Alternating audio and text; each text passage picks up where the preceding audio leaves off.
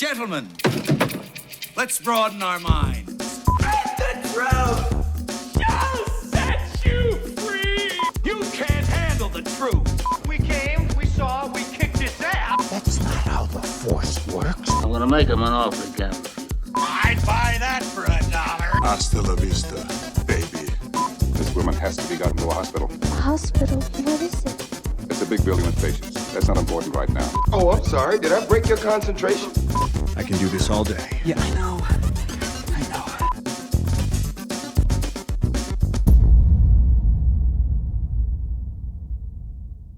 Hello and welcome to the Creative Control Movie Podcast, brought to you by Zito's Gang, where we reshape cinema for the better.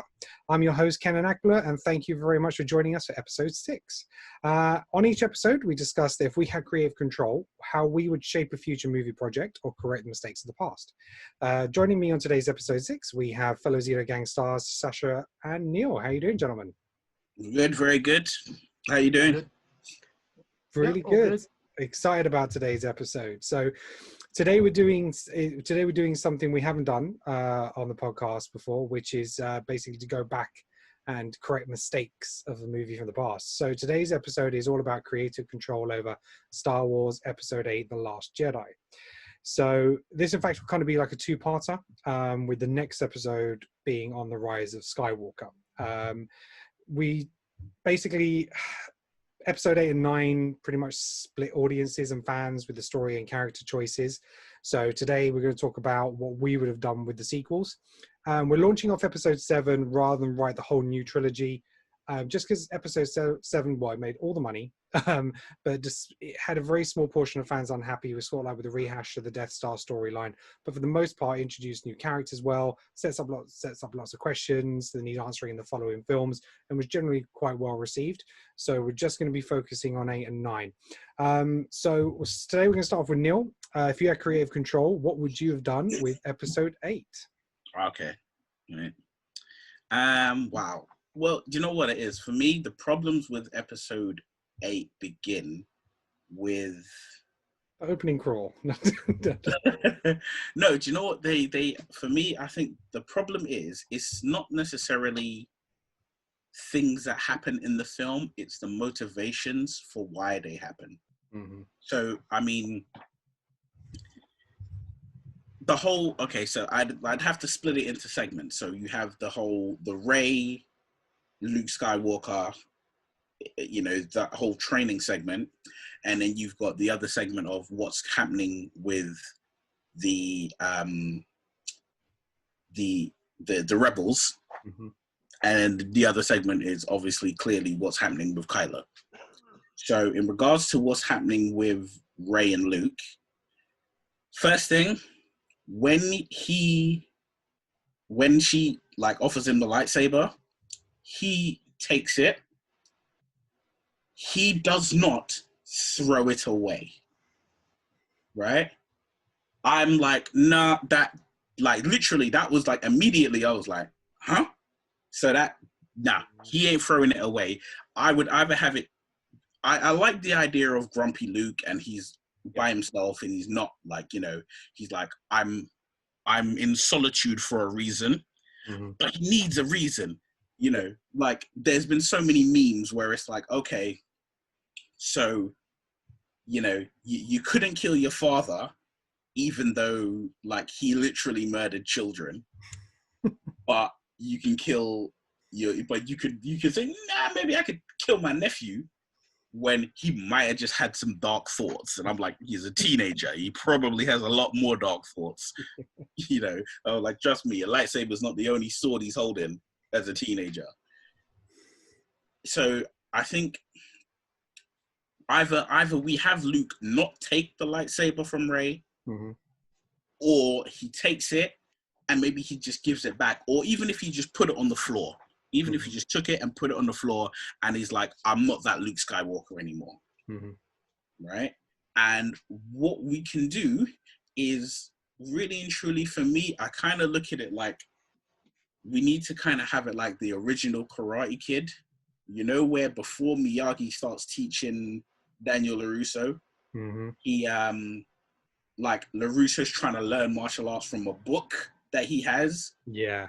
and he's doing terrible. Like, okay, so Rey is on a planet where essentially the first Jedi Temple, where Luke's got these ancient Jedi texts, have her attempting to learn on her own, right? Use, like, why do we have these books here as props that we're just gonna burn? Like, yo, this ain't freaking Indiana Jones and the Last Crusade. Yeah. You don't need to be burning books here. So I'm like, she's got books, so have her try and teach herself from the books. And maybe because of the books, she starts, she's walking that middle line between light side and dark side, right? Yeah. Because she's got no teacher to directly influence her and guide her to stay towards the light or the dark. She's kind of maybe misreading the text, not understanding it, and it's taking her in a different path. Yeah. Yeah, because if we're looking at it, right, there's the whole thing, only Sith steal in absolutes. Right? I'm like, Yoda was pretty absolute when he said, do or don't do. Right? But I'm like, okay, so what if you have it that the Jedi text is essentially, it's not definitive in saying you should do this, you should do that. You say, look, the Force is, the Force is like water. You can have it like, the Force basically is like, the books basically are teaching like the Force is like Bruce Lee, be like water. You can fit in any glass, but you can have any body of water. You can flow to the light or to the dark. Have her doing that, but at the same time, have her essentially trying to pry out of Luke why he's turned his back.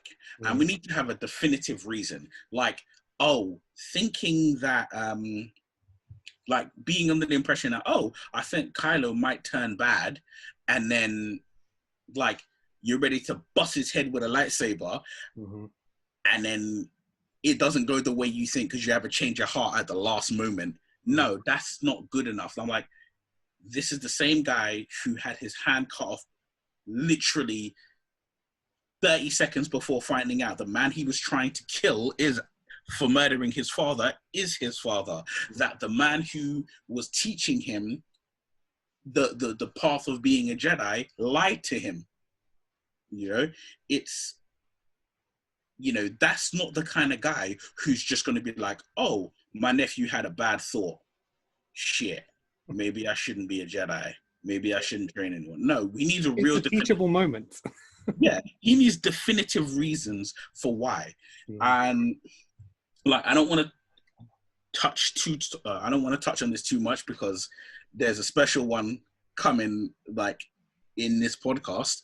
But I would like, even Disney removed the expanded universe. So okay, cool. They did that, but you know what? By getting rid of it, you also have the opportunity to pick and choose the things that you want from it and present it in a new way. So to me, I'm like, you know what? Maybe Luke had a family. Maybe he set up a Jedi Order and he had his own family, a wife, maybe one child, maybe two, whatever. But, he had that. And let's explore what happened when he created this Jedi Academy. What happened? What were the students? Because we got Max von Sydow's character, right? Who is he? Right? If you didn't read any books, because I think one issue that a lot of people come into with things such as Star Wars, and it happens with like comic books, films as well, is if you know the expanded universe, if you know a character from this or from that, you kind of feel a bit more secured because you can see someone pop up and say one line of dialogue and be like, oh, I know who that is. Whereas, like the complete novice who might have only watched the 7 Star Wars films that came out prior to this one, they're not going to know the deep insights of these characters and the motivations of why somebody said this or did that. So that needs to be addressed.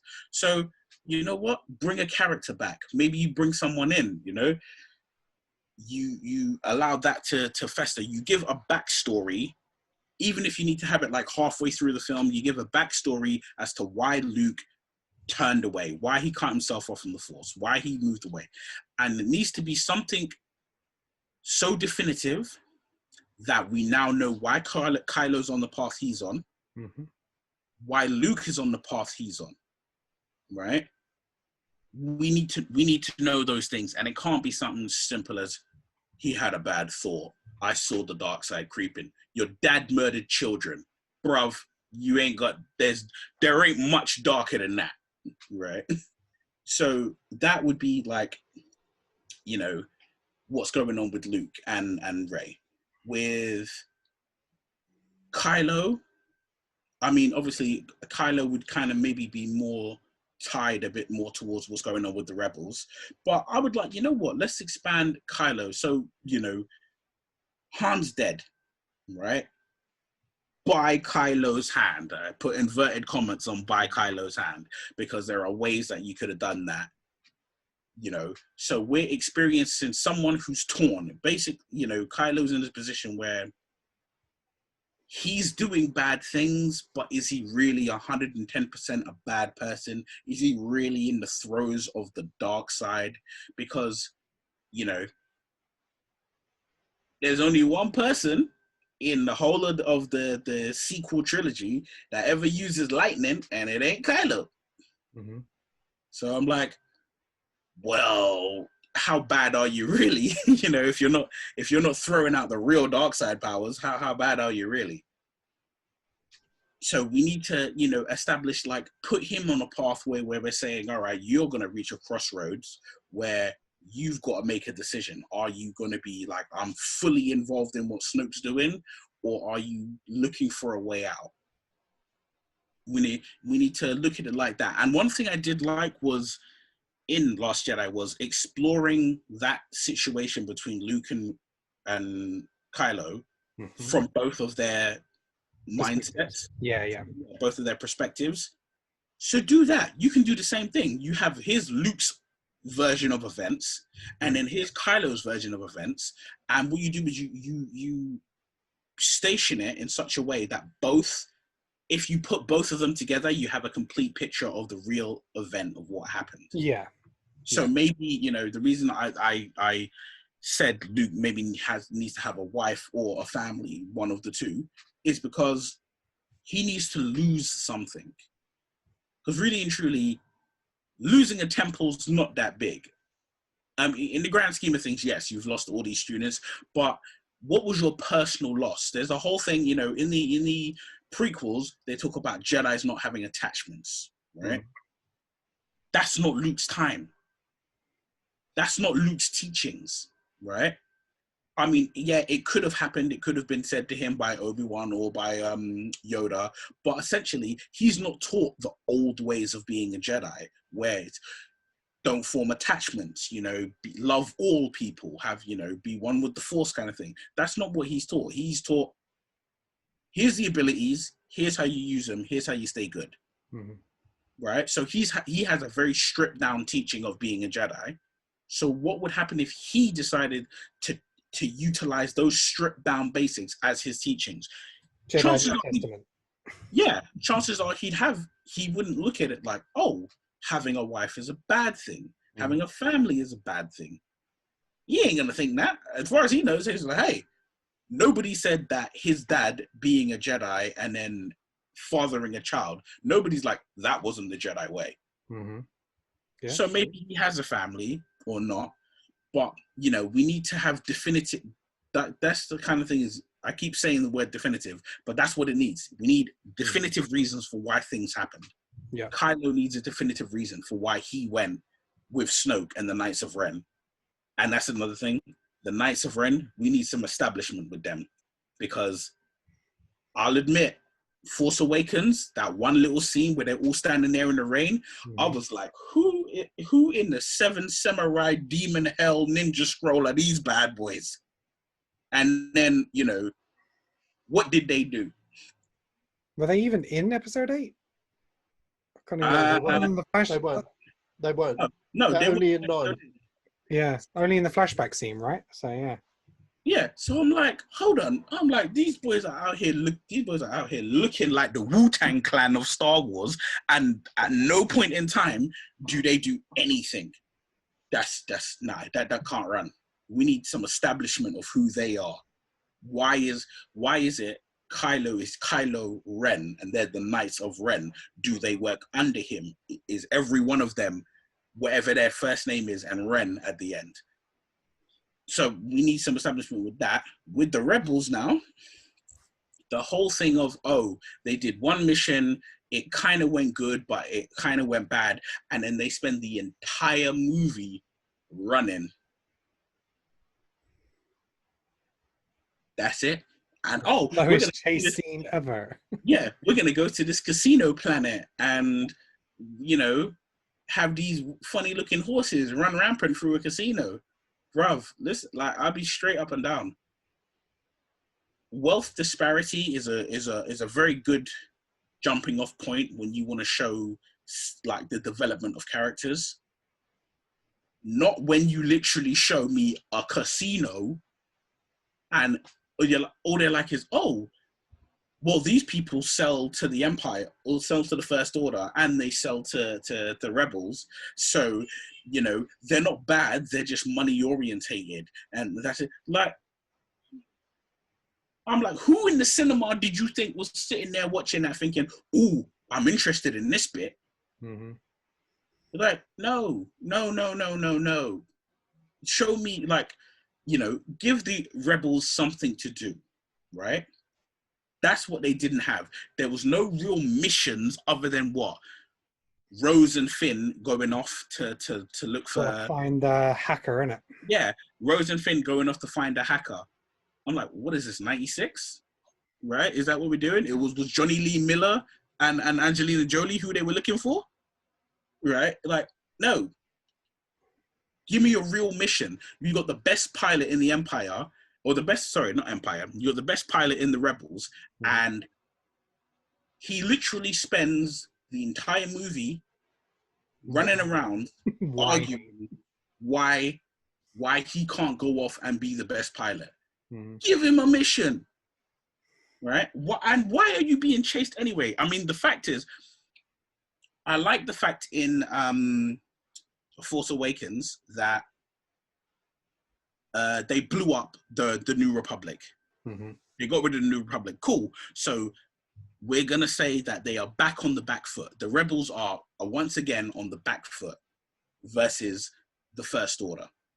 Cool. But give them something to do, right? Maybe they're like, okay, you know what? We're going to disrupt these trade routes, right? We're going to go fly into this planet where all of the munitions for stormtroopers are held, and we're going to blow it up. We're going to go, and maybe this is where they develop food. Maybe this is where they develop new technologies. Maybe, you know what? They find out that all of the heads of the First Order, the top ranking generals, are all going to be in this one location. Go have a mission to try and take it out. Mm-hmm. Right? But do something other than we're gonna run away until we're out of fuel. But swerve, we're not running in a random direction. There is a place that we're going to. Like, how did you think that was going to plan out? Like, you're being chased by someone whose fuel reserves ain't going to run out. And you are literally running to a planet. They know where you're going. Yeah. They're right behind you. They're just like, look at, oh, okay, over there. Yeah. You know, and it's just like, oh, you guys think you'll be safe because you're going to send the ship going straight and launch the little ships the other direction. Launch the ships in a little side road. Bruv, you're in the vastness of space, right? You're not in a traffic jam where one car is going to get in the way and you can't see that they're going down this side road. So all of that shit needs to change. But yeah, so we've established that there needs to be a real story for Kylo and what's going on with him. Mm-hmm. I think as well with Finn, there needs to be more exploration into both Finn and Poe, but more Finn, because when we're given the end of it, as in the end of Episode VII, who is Finn? Yeah. Other than being, he was a stormtrooper. She switched sides. You take him out of that second movie, nothing. It doesn't make a difference. His character doesn't move. Nothing. I think he's probably got him and Poe got the most disappointing story arcs. I remember watching the movie and the bit where he was going to sacrifice himself to save everybody. I was okay with that because I thought he spent episode 7 running away from the First Order, being scared of them, and now he's going full on with them, attacking them, and he's like he's gone over his fear and he's realized what he's fighting for. Now Rose saving him and then them being able to kill all the other rebels behind him was like, it made no sense. That made no sense because they tried to create this romantic angle between them, which just didn't work. But for me, I was okay with that happening, him sacrificing it. So, maybe he lives, or maybe he. For me, I always thought the film was going to be force sensitive, which is why he could pick up the lightsaber at the end of 7 and wield it without no problems. It's hinted at, even though he doesn't say it in episode 9. But I would have thought that maybe because of that, he survives the crash, really badly injured again, but he survives that. So he survives that battle at the end of 7. He survives that thing, in episode 8, and then he has a bigger part to play in number 9. Yeah, because for me, I was like watching the trailer for episode 7, I was like, yeah, there's going to be a Black Jedi, right? Obviously, we had Samuel L, right? But I'm like, every Star Wars trilogy, there seems to be one black dude, right? And that's it. And it was like Samuel L in the prequels. Then there was Billy D in the originals, and I was like, all right, Finn's in the new one, right? And I was like, give him something to do. That scene where he was there holding the lightsaber, that was my wallpaper for a good almost a year. Did you see John Boyega watch the trailer? The reaction when he saw himself in the scene with the lightsaber. He was going mental. And that's how much it meant to him. That needed to be put forward and done correctly. So what should have happened there was, I'm like, you know what? Maybe you wake him up and maybe he learns he's force sensitive. Maybe you put him on his own journey, give him his own road, that he's on that journey and he needs to do these things. So maybe you have him,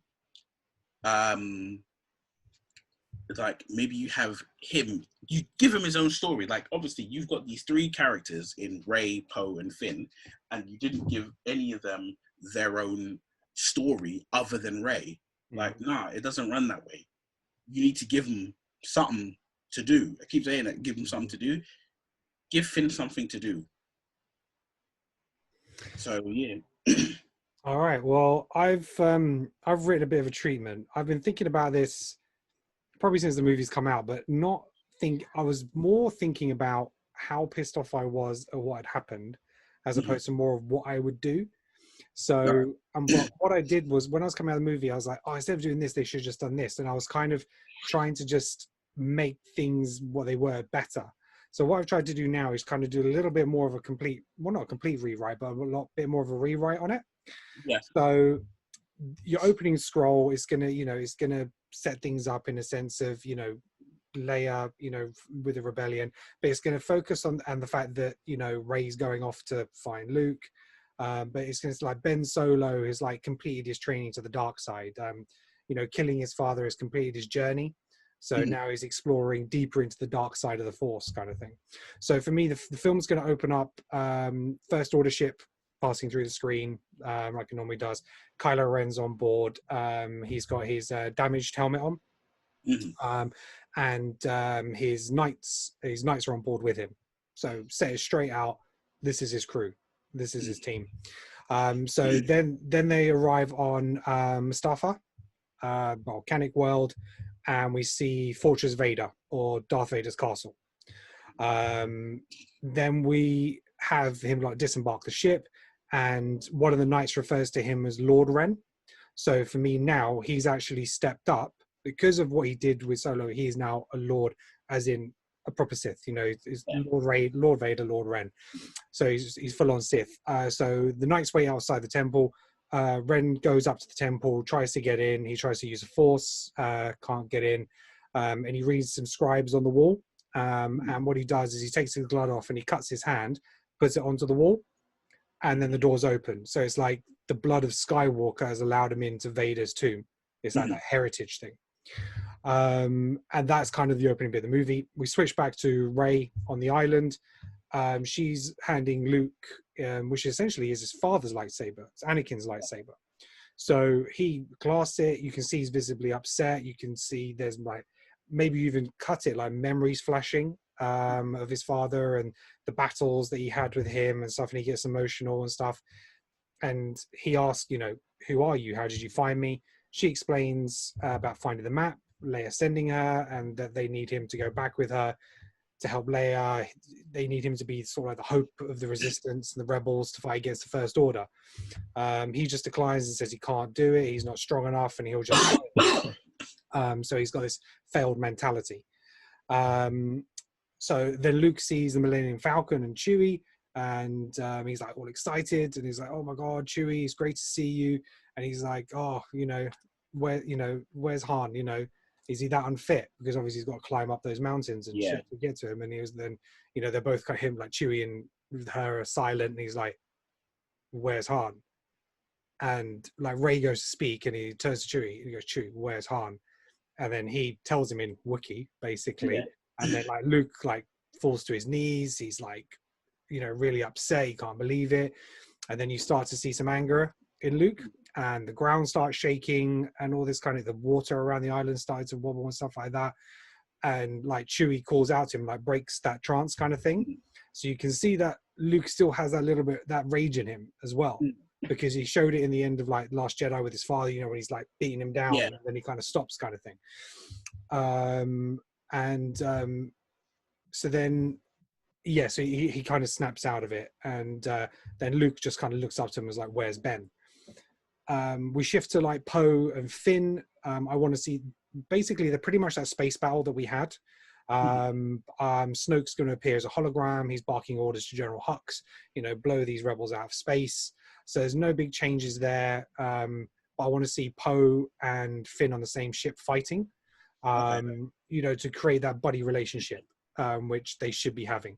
And, you know, you almost see at that point with Finn kind of demonstrating maybe he's Force sensitive because he's sensing ships approaching before they're even on his radar, and he's taking them out and stuff like that. So it kind of hints at it, but only kind of hints at it.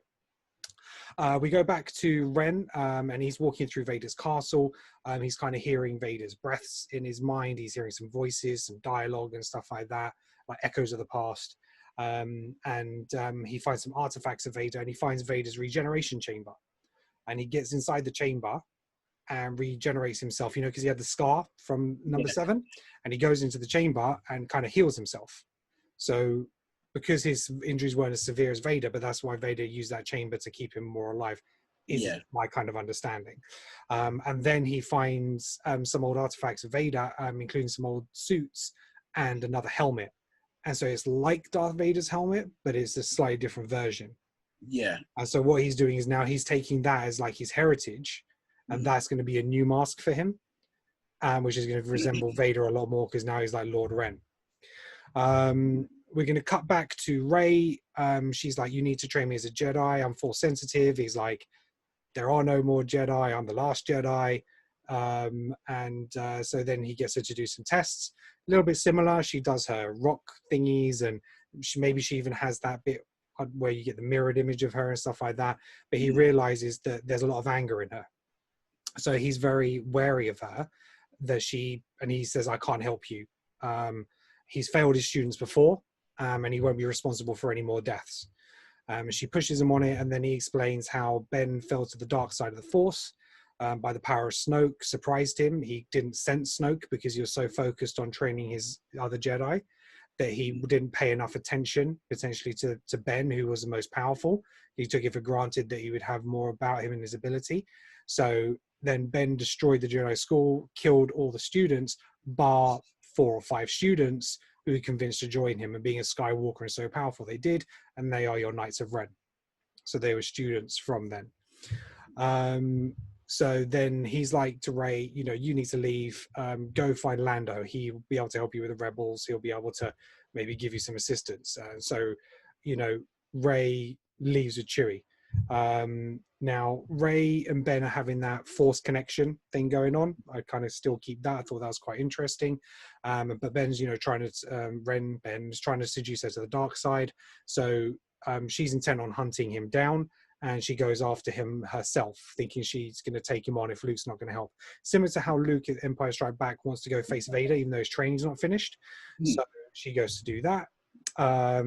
Then you have this the space battle that happened incapacitates Leia. I'm not going to have the Mary Poppins stuff, but she hurt, so we can kind of put her to the side for a little bit. So Finn, Poe, Rose, they go on a plan to get on board the Snoke ship to disable the lightspeed tracker. So the lightspeed tracker, which reverts back to Rogue One, where they can track him through lightspeed, they're going to disable that in order to be able to get away. It's not going to be about fuel or anything like that. It's just wherever they go at the moment, they can't get away from him because they've got this tracker on them.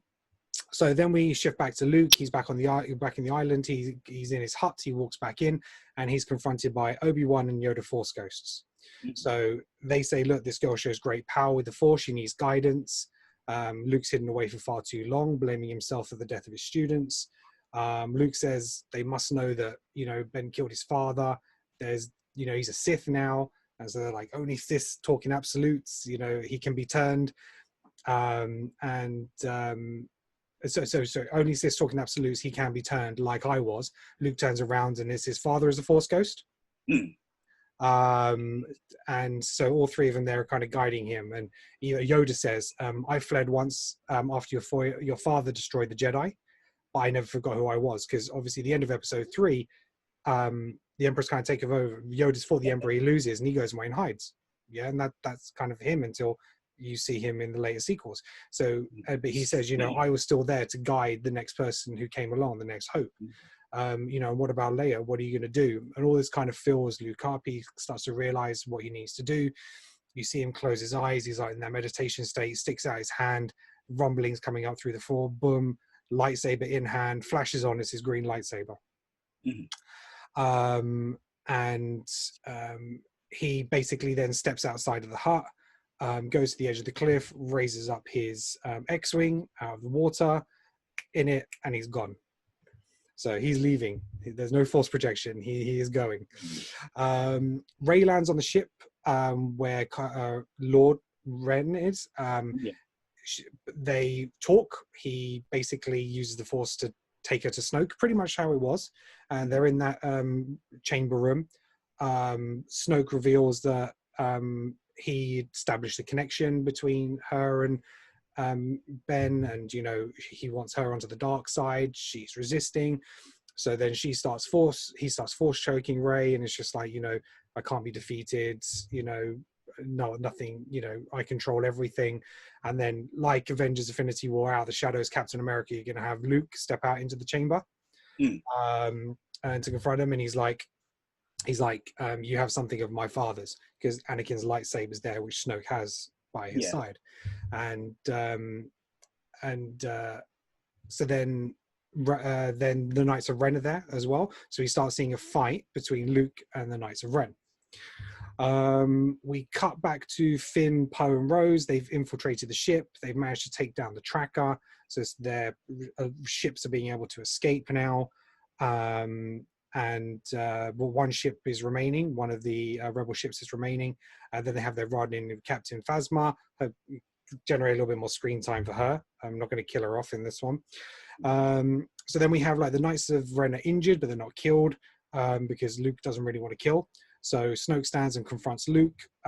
He says, you know, that lightsaber belongs to my father. I get, well, we might not say it first time, but this time. And then Snoke is like, your father's not around to save you this time, and he uses force lightning on Luke to collapse him. Then Rey sort of like perks up, and she grabs Anakin's the blue lightsaber, and she goes to attack Snoke to stop him, but Ren gets in the way, and then they have a clash. And then Luke's in a lot of pain, like he remembers like from the Emperor when he was under the lightning from him, and he hears a voice of Yoda in his head, and he then is able to control the lightning. You know, remember how Yoda did it? I think it was in episode 3, and he managed to kind of absorb it, and he kind of absorbs it and then pushes it back, flies past Snoke, shatters like the big glass window, all the air suction starts coming out, and it kind of breaks up the battle a little bit. And then Rey goes to help Luke up, and he meditates for a second, and then I'm going all out. I'm going Jedi speed force, and he's going to whip him like Obi-Wan and I think in episode 1 where they had their speed, their force speed, and he whips them to Luke's ship so they can get out of there. Because we haven't seen that since episode 1, I don't think. The ship, is all exploding and stuff like that. Finn, Poe, and Rose managed to get out of the ship. And then once we establish that everyone's kind of left the ship, General Akbar sacrifices himself using this light speed to destroy Snoke's ship with his ship. So we get a much better ending for Akbar as well. So instead of that purple-haired woman who we don't remember her name. Then we see Snoke. So then we see Snoke, Lord Ren on another ship. They've managed to escape with Captain Phasma on there. They're heading back to Mustafa. Ren is going to try and put his knights in Vader's chamber to heal them.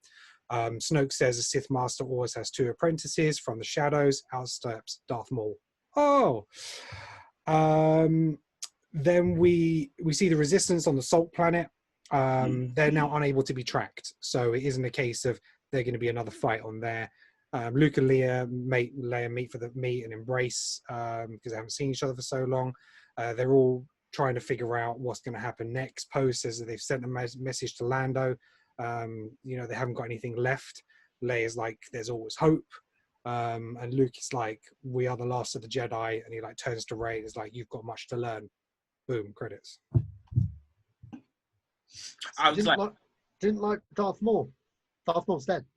Yeah, that was actually one thing that Maul's very dead. He'd like proper dead, Rebels, like cutting in half. Yeah. Okay. I'm not watching Rebels. It's my creative control. He's okay. Sure.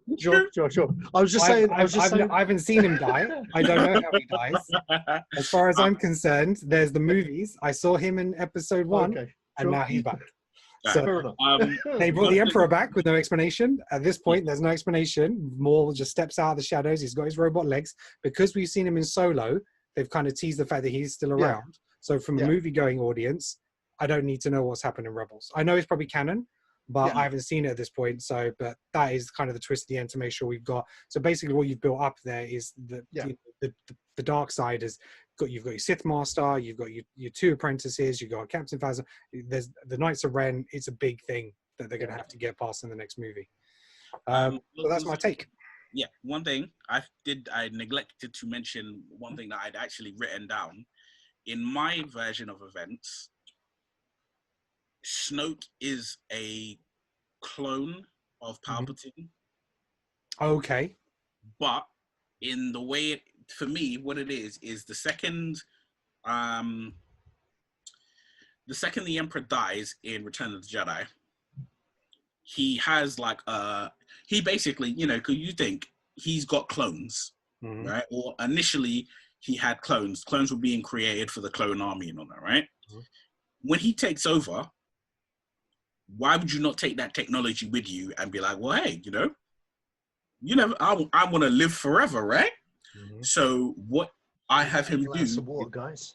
Yeah, as a failsafe, he has tucked away, hidden away his own private little stash of like clones. Okay, as in clone army clones or clones of himself? Clones of himself. And what happens is, the end of Return of the Jedi happens the way it does, and there's explosions going off everywhere, everything's going to hell. And basically have it that when the Emperor dies, his clone is activated like a sleeper agent. The clone immediately turned on. And what happens is, but what I have it is that clone is, maybe the process isn't finished of cloning, So maybe all the other clones are destroyed or for whatever happens, but he's the one clone that survives, which is why he looks all fucked up and everything. Why Snoke is the way he is. Yeah. Why he looks the way he is. And because he looks the way he is, no one knew. No one looked at him and said, oh, you kind of remind me of Palpatine, right? So he has that. And what happens is, in my version of events, he basically tracks down Luke Skywalker, and he basically tries to pull the same shit he did in the prequels, which is destroy something from the inside.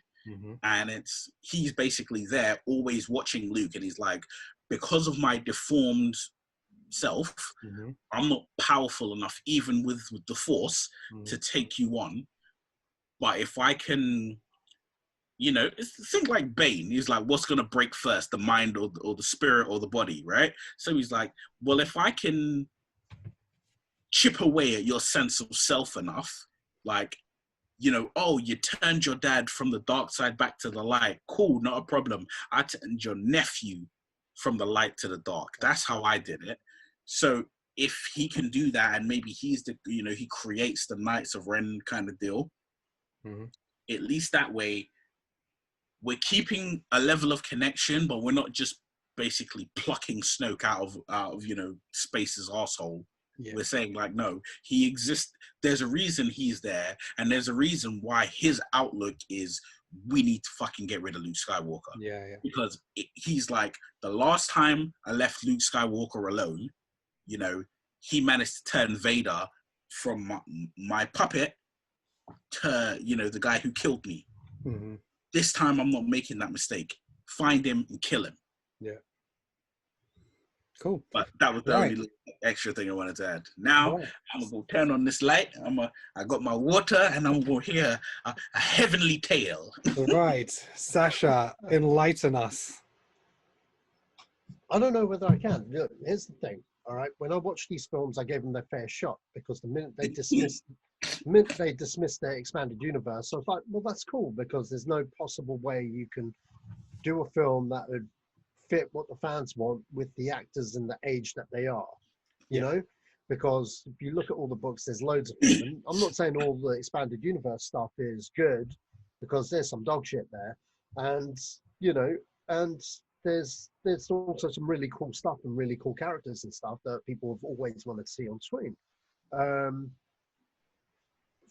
Thing is, though, jumping off episode 7, whether you liked it or hate it, what I liked about 7 was JJ infused enough of the lore. You know what I mean? Enough of a good setup for sequels. Yeah. Who are the Knights of Ren? Well, we don't know who the Knights of Ren are. Everyone's trying to make them the Sith, but they're not Sith. The Sith have been gone for years. There's no teachings. There's no books. There's just artifacts that are scattered across the galaxy from an old time. The only Jedis that are about are people that are in hiding from Order 66 from way back when, and whoever their offspring may be, and no one's reunited. So in order for someone like Luke Skywalker to start a Jedi Order, he'd have to go around to different Jedi temples to learn what he can about what the Force was, etc., and whatever Yoda and Obi-Wan would teach him, Force goes forward. In terms of the Sith themselves, they're non-existent. They died with Palpatine. I'm not bringing them back because it's cheap. It dismisses the 6 films, the original 6 films, completely, because now they're irrelevant. You know what I mean? That's one of the reasons why I hated episode 9 more than 8, to be quite honest, because although 8 I didn't like it, at least it could be saved with decent storytelling, I felt, rather than pander to the fans on stuff in which a corporation thinks that they think that we want. Yeah. We want new stuff. We want new stuff, and we want to see the story expand and in a more natural progression. And I agree that Foe and Pin were heavily shafted in those films. Heavily shafted. What I would do, I wouldn't follow The Empire Strikes Back, because we had a carbon copy of A New Hope in the previous movies. To follow those movies beat for beat is just wrong. You know what I mean? Like, I think certain aspects there should be a line of symmetry, most definitely, because that's been the nature of the films in general. But like the MCU, you want to cherry pick the best bits, you know. That's why, like, I don't know, my opening would be get a Star Destroyer, and we introduce Grand Admiral Thrawn straight off the bat. If you don't know who Grand Admiral Thrawn is, quick thing. There's 3 books that came out in the 90s called Heir to the Empire, Dark Force Rises, and The Last Command. And Grand Admiral Thrawn is basically this admiral that is basically, he was buddies with Palpatine back in the day. He actually shows up in season 3 of Rebels, so he is actually canon, you know, in animated form. And you know, he's basically trying to gather all the forces of the Empire that are like about to reform a fleet and take over the galaxy, basically. And you know, basically more or less reset it, you know, trying to do what Palpatine envisioned as much as he can do, because Palpatine's this martyr to those guys, you know what I mean? So let's bring him in, you know, which brings in, where does he fit in with Snoke and that? Well, funnily enough, Snoke is working for him. And everyone's like, oh, I thought Snoke was the big bad. Well, here's the thing. Thrawn is a strategical genius, okay? His whole thing is that he can manipulate a dark side person. He has this lizard thing, and there's this race of lizards. They're like little iguana type things, and they feed off the Force, basically. And what they do whenever they're in the room with a Force user, that Force user, Sith, Jedi, whatever, they can't use the Force. They can't use their powers in front of Thrawn. You know what I mean? So they best be a damn good fighter in combat, because if they're not, they got to deal with Thrawn, who is good and he's a military leader, or his right hand man, Rook, who also makes an appearance in Rebels. If you haven't seen Rebels, who is the muscle, basically. If you can't get past, you don't really need backstory for Rook, other than he's a heavy. You know what I mean? You look at Thrawn, you look at that guy, chances are you're going to do what he says. Unfortunately for the Knights of Ren and Snoke, they're in league with this guy, because, you know, they want to know more about the heritage. They want to know more about the Sith and stuff. And Thrawn needs people of Force abilities on his side, because if the Resistance has General Leia, well, and he's a tactical guy, and they've got their tactical guys, he needs someone on his side to even the playing field, which is kind of similar with a Dark Jedi he finds in those books, but we're just swapping Charles Kabotha, who's the guy in the books, for Snoke. Okay. So, you know, straight off the bat, we come in with Thrawn. We show his tactical genius. There's a resistant fight, and it's going to be to Poe Dameron. Poe Dameron's got a fleet, etc. I'm not starting it straight off the bat after The Force Awakens. It's probably a couple of months after The Force Awakens. Okay, and basically it's their defeat right there, kind of like what we saw in Last Jedi, but none of this your mama shit over the telephone shit. Just a proper thing where literally, like, Thrawn just takes him out. You know what I mean? Showing his military presence, showing how calculating he is with, you know what I mean? That first 20-minute battle has literally got to showcase why he's the biggest threat, basically, to the galaxy, and who he is, and what his dynamic is with Snoke and the Knights of Ren, because he will have a Knights of Ren with him, or he'll have Snoke, one of them. I haven't decided, because I'm making a film. But in that moment, you'll know he is the boss, and even though he's not a Force user, he's a big bad. Because his main story arc will end in 9, if that makes sense. Yeah. Okay, so that's him. On top of that, there's also an attempt on Leia's life, kind of thing. There's like a meeting basically with her discussing to the New Republic, or whatever they're called now, saying, look, we need as many of your systems on side with us because of this shit. And once that goes down, a Knight of Ren comes in to try and execute her. Nice. Leia's like, you fucked with the wrong Jedi Master.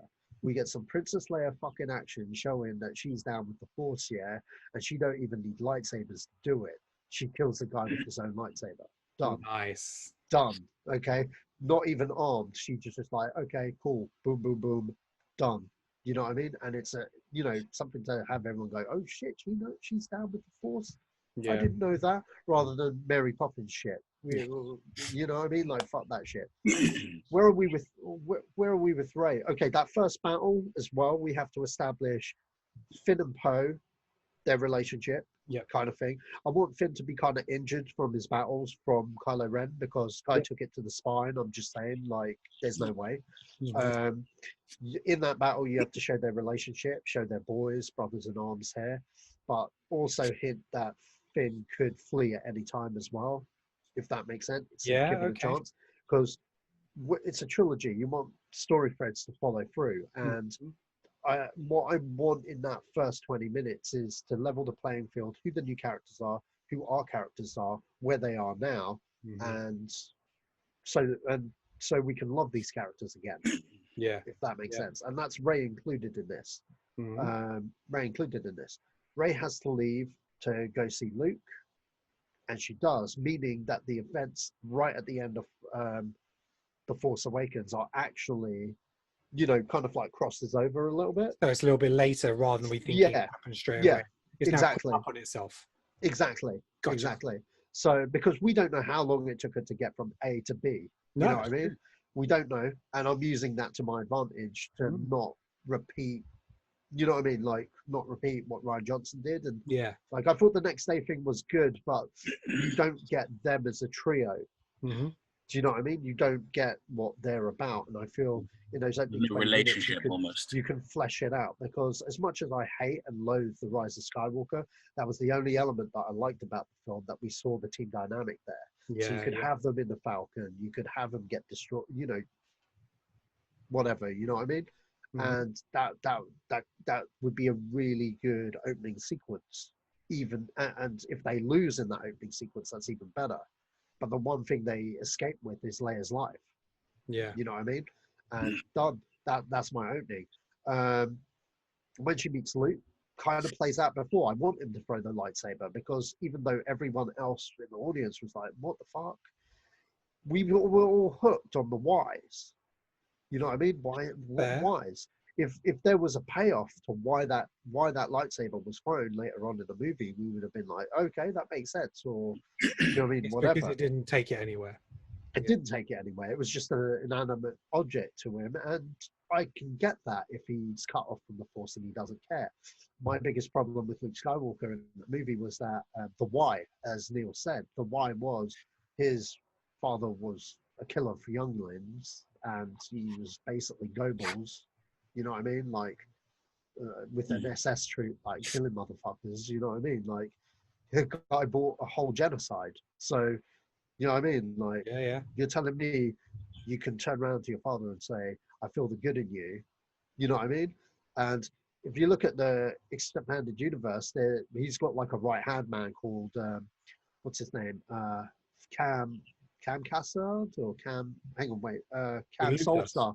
Cam Solstar shows up in Dark Empire 2 comic book series. Really, first one was okay, others not so much. And before any motherfuckers go in the comments below and go, oh, so you like Rise of Skywalker, you hate Rise of Skywalker, but you like Dark Empire. May I say this? Dark Empire came out in a time when we didn't have the Star Wars prequels, okay? So back then, the thought of cloning Palpatine, yeah, sure, it was appealing back then, like back in the 90s. But then when you get the prequels and you get the prophecy of the chosen one, and then you hear out of George Lucas's words that the guy's dead because if he comes back, it basically makes everything void. You know what I mean? It kind of makes Dark Empire pointless. You know what I mean? And it wasn't even that great in the first place. You know, we liked it because it was only Star Wars. It was only Star Wars fresh material. Yeah, it was fresh material and new stuff, and you know, cool. We all latched on it. But I'll say this about Dark Empire: did Palpatine's return better because he cloned himself and he came back as him in his prime when he was young, you know, rather than like looking decrepit and old and like who would want to fuck that? Attached to a machine. Yeah, just like, no, he came back looking like a Christopher Walken motherfucker, and just like young Christopher Walken, not old Christopher Walken, but like, do you know what I mean? Like if you're gonna come back with some style, man. Like, but like, no clones or any of that thing. So with Luke specifically, my why would be, yeah, he had a Jedi Order, but it has to be more than that. Who was on his Jedi Order? You'd have a flashback, and basically the flashback would be you'd have he started the Order with Snoke, with Max von Sydow's character from Force Awakens, because he was a Force user, but we didn't really get to know him because he died straight away. So those two. I'd also bring in Cam Solster from Dark Empire 2. Just so we wouldn't even say what his name is, just that he's there, and when the fans look it up, they're like, holy shit, he's in the movie. You know what I mean? That kind of thing, like the Marvel Easter egg. This is where this flashback is where you're going to get. It's like, if you know, you know. Yeah, exactly. This is where you're going to get all the major Easter eggs here. You're going to get Cam Solstar. You're going to get what else are you going to get? You're going to get Mara Jade. Okay, Mara Jade. Mara Jade, if you don't know, she's Luke Skywalker's wife in the expanded universe and stuff. So they have kids. That's all canon now. Okay, so he has children, etc. And basically, so Kylo's got nephews and stuff. And more importantly, you got Kip Durran from the Jedi Academy trilogy. So that consisted of Jedi Search, Dark Apprentice, and I can't remember the last one. I personally thought they were shit, but we only had these as Star Wars at the time. We didn't have no prequels or sequels or whatever. But it scratched an itch. But they're okay. So yeah, you have Quip Durran in there, and just have established stuff that people are like, oh shit. Oh yeah, and I forgot Samuel as well. We need the Samuel Jackson cameo. Yeah. You know what I mean? Just that would be the perfect place to have Samuel, just there. So basically what happens is with Snoke's he's basically been shielding himself from the Jedi, much like Palpatine did. He learned, he's got something that does that for him, because what people don't realize, well, I'll go into that later, but with Snoke, he's recruiting the Knights of Ren. They're like, whenever you get like a religion or like a terrorist group or whatever, a sect, like a rebel sect kind of thing, it's kind of like that. So these guys have learned what they can about the Sith, and they're hungry for power. They're hungry for power. He's hungry for power. He wants to learn more.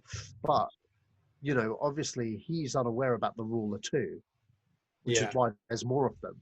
You know what I mean? And they're all trying to share what they know and stuff. Or maybe he is aware, but he's like, no, we need to, Luke Skywalker's got his guys. I want to recruit my guys under his nose, because, this is where the new facet of where everyone's going to. This is where, you know what I mean? So he basically selects his Knights of Ren. And when Ben Solo joins in, he decides to groom him, because obviously he is the descendant of the Chosen One, so that would be a great ally to him. So he's just like, okay, cool, we need this kid. Quip Durran is kind of like an Artful Dodger type, and basically it's a case of Kylo falls in with the wrong crowd, basically. Under Luke, like Ken said, Luke's completely unaware of this, because he thinks his students are all good, etc., and he thinks Snoke's his boy, etc. And then basically what happens is there is an initiation test, because they're doing cool shit with the dark side of the Force. And this initiation test, they decide to get Kylo to step up and do some stuff, and Kylo does. But in this activity, what Kylo does, he sets fire to the school, killing his aunt, his cousins, and a couple of the students. Where that Kylo is responsible for the destruction of his dream and the murder of his family. Being the better Jedi that he wants to be, he is literally a thought from being a Sith, with the amount of rage he has about, you know what I mean? Which is why he's cut off from the Force, which is why he wants nothing to do with the Force, which is why he's secluded on that island, because he's there to die. Deep. That's the why. I could buy everything Rian Johnson said about the character, but it had to be a good why. And if you're going to go a good why, go Greek tragedy. That's as Greek tragedy as you get. The other thing is, Kylo is no longer a big bad, yes, but he's misunderstood. Yeah. And more importantly, like any child or anybody that's done the wrong thing by accident or whatnot, obviously the only people that wants to help them is their parents. And Han and Leia and their mindset in The Force Awakens, they don't care what's happened and what Kylo has done. They just want their son back. Mm-hmm. You know, Han's like, well, Luke couldn't reach him. What makes you think I do? There's a big, powerful line in that. He's his father. Yeah. Yeah. Now, the thing is, we go back to that bridge. Part of the initiation test is to kill Han Solo. That's said so in Episode VII. But what if on that bridge we get the same scene played out? The camera pans down. Kylo kind of gives a force vision in Han's head on what he has to do. He gives his lightsaber like he does. What happens in that pause? Han pulls the thing. Han sacrifices himself for his son so that he doesn't join the dark side and that the galaxy still has a hope. Nice spin. Nice spin. Because by doing it himself, he's either doing what has been asked of him, pushes him towards that. Now, and then instead of relying on the guilt that he killed his own father, he's dealing with the guilt of his father sacrificing himself for him. Yeah, exactly. So that's where the characters are in that moment. With the flashback and with that flashback, which Ray finds out, because I did like the Force Connection thing, so we'll keep that.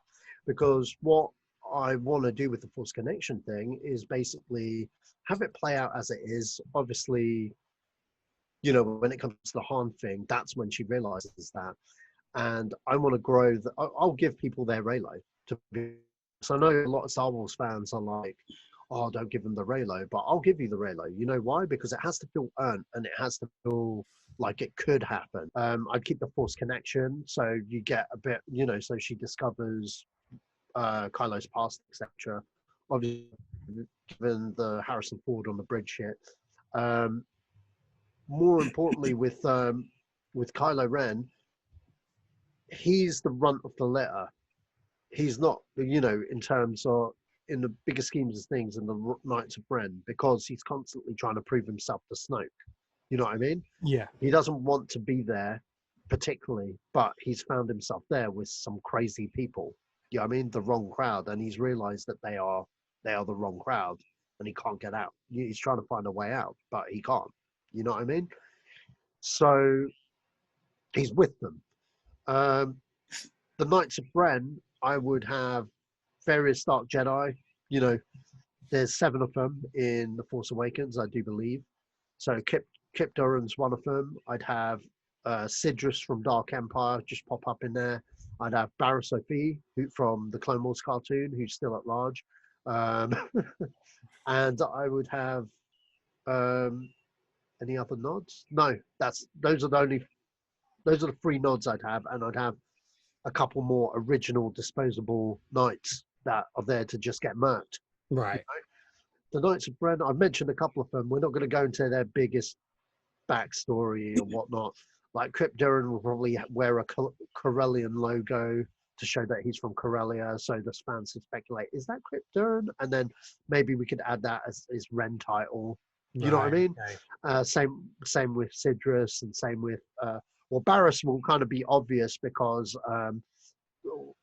the way she looks in general, you know what I mean, would be, is that everyone will be like, is that Barriss? And like the lightsaber fight at the end of Episode 9, people will get their fanboy moment. So, but I'll save that for the other podcast. But just where my mind's at. There are multiple Knights of Ren. One gets murked right at the start, so fuck that guy. But we're gonna murk at least two more. Off. And during this midsection, we get to know Finn and Poe. With Poe, I want to go into his backstory, which was established around the time of The Force Awakens. You want to find out that his parents were rebels that worked with Han Solo and Princess Leia, and they died serving the rebels, and that both Han and Leia adopted him under their wing, which is why he's more of a smuggler and why he's taken to Han's traits, because that's what his parents were. And which also brings a dynamic why Kylo's quite different, because he's nothing like Han, so their relationship, there's kind of like a bit of a jealousy there maybe, but like it's not, I don't want to like make that a central thing of the movie, if that makes sense. Yeah. But you want Poe to have that backstory, because it explains why he's so close to Leia, why Claire like looks after him, because he's like a son to her. Yeah. On top of that, Poe is a hotshot pilot who he's kind of Iceman from Top Gun to the other rebel pilots, and gets to meet the Rogue Squadron headed up Wedge Antilles. We get Wedge Antilles there with a proper role, a bit of a side role where he's some old mentoring pilot. You know what I mean? And Rogue Squadron's like his team. Finn has just joined Rogue Squadron, and Wedge Antilles, that gruff commander, he blew up. He was on 2 Death Stars. You know what I mean? This guy's giving out missions, and he sends Finn, Poe, and Rose. I'm not gonna shit on Rose. Okay, with Rey gone, we need a third person for the dynamic, and they're the trio, that go off on this mission with Lando Calrissian, where they've got to meet Lando Calrissian on the planet of Nar Shaddaa, which is Smuggler's Moon, which Chewbacca did like a felon, because the Hutts just hate Han Solo and he's part of the clan, isn't it? So Chewie's got to do a little bit of like hiding and shit. I don't know where I'd go there other than to develop those characters and like a fun adventure, if you know what I mean. Yeah. But it's more about character building and showing and would betray the team. I haven't really thought about it too much, because I don't want to repeat the trend of like Lando betraying Han and Finn doing, that's my only thing. Even though Finn probably has it in him, maybe you could use that to some degree to prey on the audience, if that makes sense. Yeah. Because with Finn, his payoff is much later on. I do want him to learn about stormtroopers and stuff, and what happens to them if they leave, if they're caught, if that makes sense. Yeah. And during this time, I want there to be a person where they're, where they were a stormtrooper, and it's basically another traitor moment from Force Awakens. Yeah. Kind of thing. Someone that probably used to like beat down on him during boot camp and shit. And maybe there's that moment where he has to stand up to him, and he does, and then he beats the fuck out of him. Just something along those lines, but have Poe involved in that storyline as well. I haven't put that much thought into it, because I was thinking about how to fix like fucking Luke and fucking Kylo and shit. So, but I'm open to suggestions. I wasn't going to say it in this podcast, but I'm going to anyway. With Finn, I want to have him be force sensitive. Yeah. I think it's a must, because I think for what I'm going to do later on, it's very pivotal to Episode 9. But I wouldn't show him with force abilities where people will be like, "Oh my god!" It'll be very much like Leia in The Empire Strikes Back, where she's the one that can feel Luke. Yeah. Yeah. So there'll be a moment where he can feel Rey, if you know what I mean. Yeah. But the hint is in the cinematography, because there's a shot they replicate in A New Hope when Alderaan gets destroyed. Alec Guinness sits down. Same camera angle is when Yoda finds out that Order 66 has gone off. Same camera shot when Leia realizes that Han's dead, kind of thing. Yeah. So symmetry. I want to like replicate that as the hint to the audience. Like, oh, is he? You know what I mean? Is he? Not that many people would get that, but you know, I think some people would because people have noticed it from watching Force Awakens. They're like, that's the same shot. And I'm like, yeah, well, there's the hint. Nice. But yeah, with ideally they've got to come to a loss, and I think they should suffer a huge defeat by Grand Admiral Thrawn. And back to Luke on the okay, so see, this is where I'm jumping around because I feel like I developed it more in 9, and you know, but with Luke now, maybe the Resistance get in trouble and shit. He's probably one of their last hopes, kind of thing, to help them out, kind of thing. Yeah. But the only reason that sends him down that is Rey leaves. From failing her training, she leaves. Okay, so done with it. You know what I mean, or whatever. I don't know. She leaves. When she leaves, she goes. What was it? She'll meet Kylo. Don't know how, because I've totally taken that Resistance ship stuff and whatnot. But she leaves to go help her friends. Maybe she and Finn have a connection. Yeah. You know what I mean? And she has to go save her friends. She goes to save her friends, and that's where she has a confrontation with Kylo Ren, kind of thing, because they've been facing off for ages, and there's a Knight of Ren with them as well. And then basically she's brought to Snoke. Snoke dies, like in The Last Jedi, similar. And the difference with that throne room scene, yeah, you'll have that one Knight of Ren, the guards, that fight will be similar, just better fighting. And the difference is that she joins him. She joins him, and they run off together, away from the Republic, away from the Sith, away from the Knights of Ren, away from everything. They've fallen in love. Okay. So I don't know whether people like that, but no, fuck it. They've gone away, kind of thing. Her only close connection. She only does this once she knows her friends are okay. Yeah. That's important. You know what I mean? And I think maybe he helps them. Maybe he helps them. If you know what I mean. That way he, you know, that way the Knights of Ren know that he's double crossed them. Yeah. If that makes sense. Yeah. Yeah. And yeah, he basically helps her. They fuck off knowing that everyone's good. Knowing everyone's good for now. Some other trouble happens, and that's when Luke comes in. But before Luke comes in, I might add, the reason why Luke comes in is because 2 Knights of Ren come for Luke Skywalker because they need Luke Skywalker. Yeah. The whole point of The Force Awakens was it was the quest to find Luke Skywalker. They wanted him before the Resistance did. Why? You know what I mean? Why did they need Luke Skywalker? Yeah. Two of them come down to go get him on his island. He takes them out in a bad boy lightsaber battle on level with Duel of the Fates kind of thing. He like literally fucks them up. Then he goes saves the day. Does he go to save the day in person? Yeah, he goes saves the day in person. Okay. He goes saves the day in person, but a little bit more grander in terms of what everyone wants. And he joins the Resistance. And he saves Leia and those guys. And yeah, Rey and Kylo fucked off. Cool.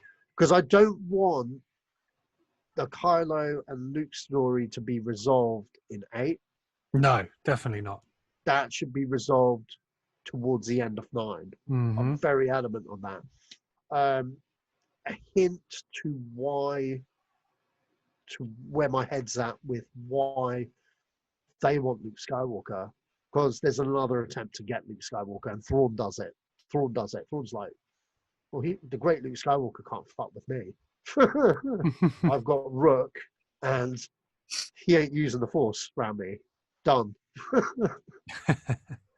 And the way I really want Thrawn to make everyone look stupid. He has to be the smartest guy in the room. He has to be a Michael Fassbender type. Yeah, and I don't know, man. I just don't think I've sold this episode that well because, like, I'm just saying what I would have liked and stuff. No, Do you know what I mean? I think you put that together really well. I think I've got the dramatic beats, but I still feel I've underdeveloped Poe and Finn.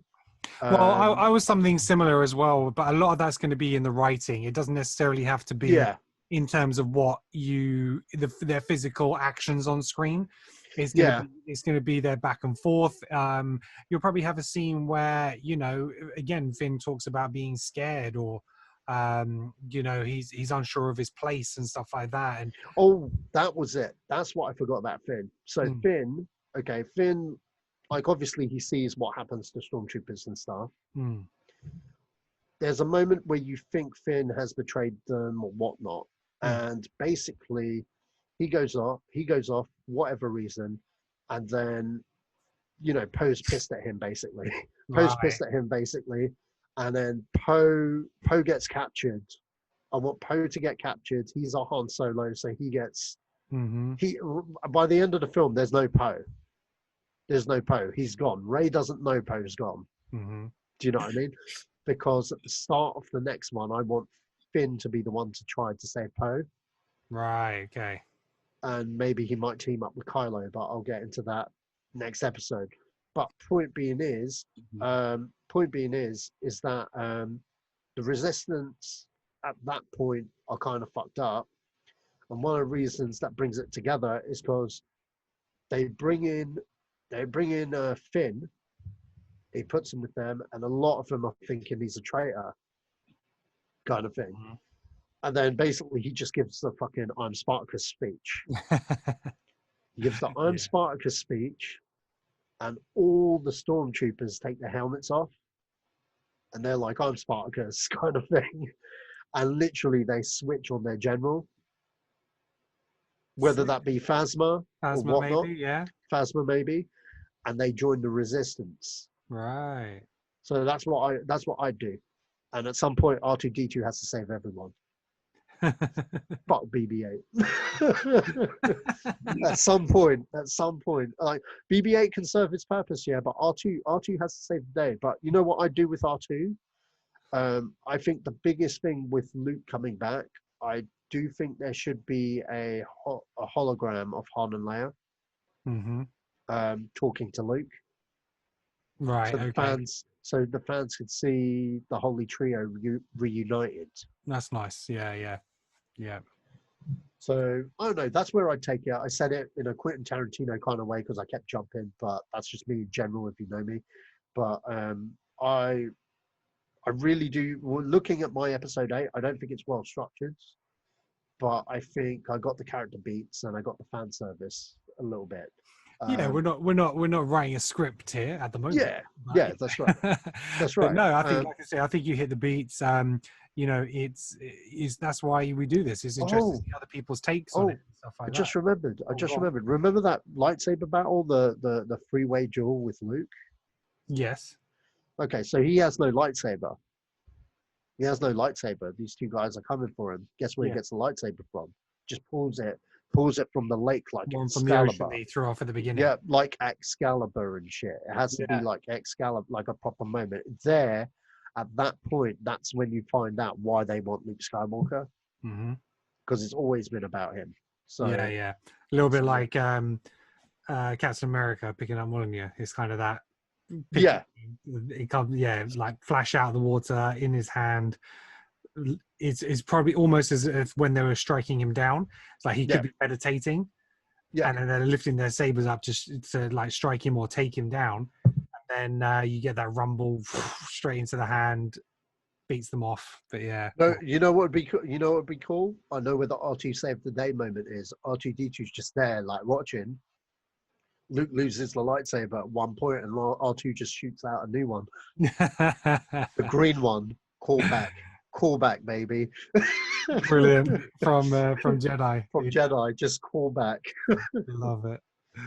All right, Stick. Well, you've heard our thoughts on episode 8 and what we would do with it if we had creative control. I think between the three of us, we could come up with a really good, goddamn good movie. But let us know your thoughts in the comments. What elements you liked of each of our stories. Do you like one more than the other? Do you want to take bits from each of the ideas we had? How would you like to see? How would you have liked to see episode 8 play out? That's it for this episode. So the next episode is going to be about episode 9, how we're going to wrap up the Skywalker saga. What's interesting is that both Luke and Leia are alive in our versions, which I think makes sense considering it is the Skywalker saga. And we've also got Ben still around as well, Ben Solo, who's got Skywalker heritage as well. So it's all to play for.